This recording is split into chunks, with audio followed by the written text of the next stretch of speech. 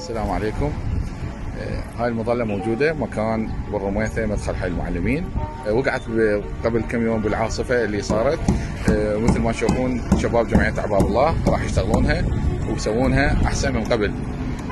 احنا صراحة لا نريد يعني واحد يودينا كتاب شكر ولا رحم الله والديك، بس احنا من شفناها حرامات هاي أموال عامة ولازم نشتغلها، لأن اللي يتعدون بالرميثة والموجودين بالرميثة ما اتصور واحد شافها قبلنا وسواها.